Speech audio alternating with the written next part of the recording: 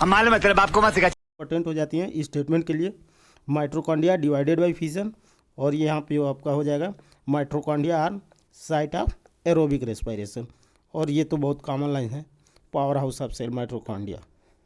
को शेट ठोक दीजिए, महाकाल का दबाकर लाकर शेट ठोक दीजिए। 5000 लौटे दिख जाना चाहिए। ये 4000 के लिए मैं यहाँ पे नहीं खड़ा हूँ।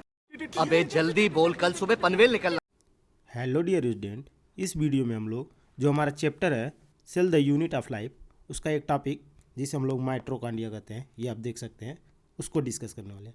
सबसे पहले हम लोग माइट्रोकॉन्ड्रिया का स्ट्रक्चर समझ लेते हैं। तो ये देख सकते हैं आप लोग स्ट्रक्चर ऑफ माइट्रोकॉन्ड्रिया। ये इसका क्या किया हुआ है, लॉन्गिट्यूडनल सेक्शन किया हुआ है। ठीक, सबसे पहले देखिए ये आउटर मेम्ब्रेन है, फिर हमारा इनर मेम्ब्रेन है, और इसके अंदर जो इनर मेम्ब्रेन के अंदर जो स्पेस है इसे हम लोग क्या बोलते हैं, मैट्रिक्स। और जो हमारा इनर मेम्ब्रेन है ये अंदर की तरफ इनफोल्डिंग बनाए हुए हैं जिसे हम लोग क्रिस्टा बोलते हैं। और जो इनर और आउटर मेम्ब्रेन के बीच, ये मान लीजिए आपका इनर मेम्ब्रेन हो गया, इनर मेम्ब्रेन जिसमें हम लोग इनफोल्डिंग बना देते हैं, और ये हमारा आउटर मेम्ब्रेन हो गया। इसके बीच का जो स्पेस होता है उसे हम लोग इंटर, मतलब दो मेम्ब्रेन के बीच का स्पेस, यानी इंटर मतलब दो मेम्ब्रेन के बीच के स्पेस को हम लोग क्या बोलते हैं, इंटर मेम्ब्रेन स्पेस। तो ये हो गया आपका माइट्रोकॉन्ड्रिया। माइट्रोकॉन्ड्रिया के स्ट्रक्चर में क्या क्या दिया हुआ है, ये हमारा दिया हुआ है आउटर मेम्ब्रेन, इनर मेम्ब्रेन, और इन दोनों आउटर और इनर मेम्ब्रेन के बीच के जो स्पेस है उसे इंटर मेम्ब्रेन स्पेस, और जो इनर मेम्ब्रेन जो है इनफोल्डिंग बनाता है उसे हम लोग क्रिस्टा बोलते हैं, और जो इनर मेम्ब्रेन के अंदर स्पेस जो है उसे हम लोग क्या बोलते हैं, मैट्रिक्स बोलते हैं। तो आइए हम लोग डिस्कस कर लेते हैं कुछ इंपॉर्टेंट जो माइट्रोकॉन्ड्रिया के बारे में एनसीईआरटी की लाइनें हैं। तो माइट्रोकॉन्ड्रिया देखिए, जब तक हम लोग इसे किसी भी स्टैंड से स्टैंड नहीं करते हैं इसे हम लोग माइक्रोस्कोप में देख नहीं सकते हैं। पहली बात, हम लोग माइट्रोकॉन्ड्रिया को बिना स्टैंड किए माइक्रोस्कोप में नहीं देख सकते। यही यहाँ पे लिखा है, unless specifically stained are not easily visible under microscope. अब ये कह रहा है कि जो सेल में माइट्रोकॉन्ड्रिया का नंबर होता है वो डिपेंड करता है, किस पे डिपेंड करता है, physiological activity of cell. Cell कौन सी फिजियोलॉजिकल एक्टिविटी करती है, वो रेस्पायरेशन में पार्ट लेती है या मस्कुलर मूवमेंट में पार्ट लेती है, या किस टाइप का वो फिजियोलॉजिकल एक्टिविटी करती है, उस पर डिपेंड करता है माइट्रोकॉन्ड्रिया का नंबर एक सेल में, और ये वेरिएबल होता है। फिर जो होता है वो टिपिकल जो माइट्रोकॉन्ड्रिया का शेप होता है वो सॉसेज शेप या सिलेंड्रिकल होता है। माइट्रोकॉन्ड्रिया की डायमीटर की बात करें तो ये 0.2 से लेके 1 माइक्रोमीटर का हो सकता है। ये आपको याद रखना है, ये डायामीटर है। और एवरेज ये क्या हो जाएगा, average diameter of mitochondria 0.5 micrometre. जबकि अगर हम लेंथ की बात करें माइट्रोकॉन्ड्रिया का तो 1 से लेके 4.1 माइक्रोमीटर हो जाएगा। जो प्रत्येक माइट्रोकॉन्ड्रिया होता है वो डबल मेम्ब्रेन बाउंड स्ट्रक्चर होता है। इसमें तो आपको दिक्कत नहीं होगा क्योंकि मैंने आपको स्ट्रक्चर दिखाया था। ये देख सकते हैं आउटर मेम्ब्रेन और ये इनर मेम्ब्रेन।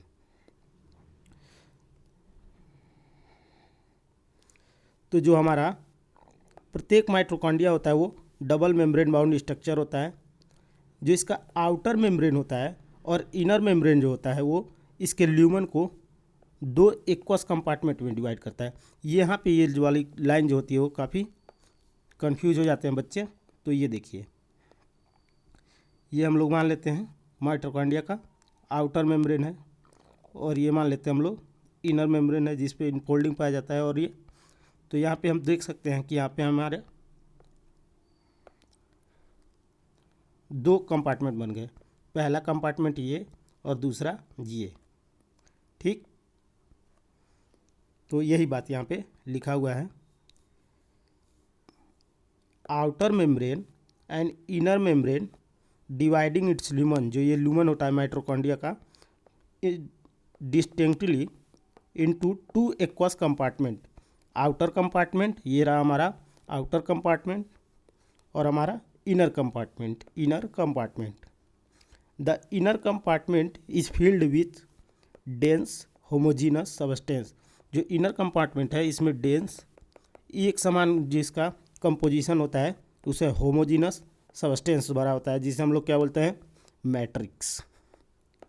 यहाँ जो इनर कंपार्टमेंट होता है ये किससे भरा होता है, डेंस होमोजीनस सबस्टेंस से भरा होता है, और इसे हम लोग क्या बोलते हैं, माइटोकॉन्ड्रिया किसमें, मैट्रिक्स। ठीक। फिर जो हमारा आउटर मेम्ब्रेन जो होता है वो देख सकते हैं आप लोग, ये कॉन्टिन्यूअस होता है। आउटर मेम्ब्रेन जो होता है वो form continuous limiting boundary of organelle. जो हमारा इनर मेम्ब्रेन होता है वो फॉर्म करता है नंबर ऑफ इनफोल्डिंग, ये देख सकते हैं नंबर ऑफ इनफोल्डिंग, जिसे हम लोग क्या बोलते हैं, क्रिस्टी बोलते हैं। और ये क्रिस्टी क्या करता है, ये सरफेस एरिया को इंक्रीज कर देता है। ये देख सकते हैं यहाँ सरफेस एरिया हाईली इंक्रीज हो जाता है नंबर ऑफ इनफोल्डिंग बनने से। जो दोनों मेम्ब्रेन होते हैं माइटोकॉन्ड्रिया के, इस पे अलग अलग अपने फंक्शन के लिए एंजाइम पाए जाते हैं। वही लाइन यहाँ पे लिखी हुई है, the two membrane have their own specific enzyme associated with mitochondrial function.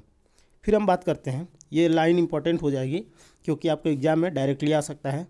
Mitochondria are site of aerobic respiration. Mitochondria जो होता है वो प्रोड्यूस करता है सेलुलर एनर्जी किस फॉर्म में, एटीपी के फॉर्म में। इसलिए हम लोग माइटोकॉन्ड्रिया क्या बोलते हैं, पावर हाउस ऑफ सेल। जो मैट्रिक्स होता है उसमें क्या पाया जाता है, single circular DNA molecule, few RNA molecule, ribosome, ठीक, जो 70S का होता है। Component required for synthesis of protein. तो हमारा मैट्रिक्स में क्या क्या पाया जाता है, DNA molecule, few RNA molecule, ribosome, और भी जो कंपोनेंट रिक्वायर्ड होते हैं प्रोटीन सिंथेसिस के लिए वो पाए जाते हैं। ये लाइन आपका इंपॉर्टेंट हो जाएगा, माइटोकॉन्ड्रिया डिवाइड बाय फिशन। इसका मतलब यह है कि जब माइटोकॉन्ड्रिया को डिवाइड करना रहता है तो ये बस जनरली यहाँ से 2 पार्ट में डिवाइड हो जाता है, तो माइटोकॉन्ड्रिया डिवाइड बाय फिशन। तो यहाँ पे 2 लाइनें काफ़ी इंपॉर्टेंट हो जाती हैं इस स्टेटमेंट के लिए, माइटोकॉन्ड्रिया डिवाइडेड बाय फिशन, और ये यहाँ पे आपका हो जाएगा mitochondria are site of aerobic respiration. और ये तो बहुत कॉमन लाइन है, power house of cell mitochondria. अब आए ना लाइन पे। तो ये था माइटोकॉन्ड्रिया के बारे में। वीडियो कैसा लगा मैं कमेंट बॉक्स में ज़रूर बताएं। इस तरह के वीडियो के लिए हमारे साथ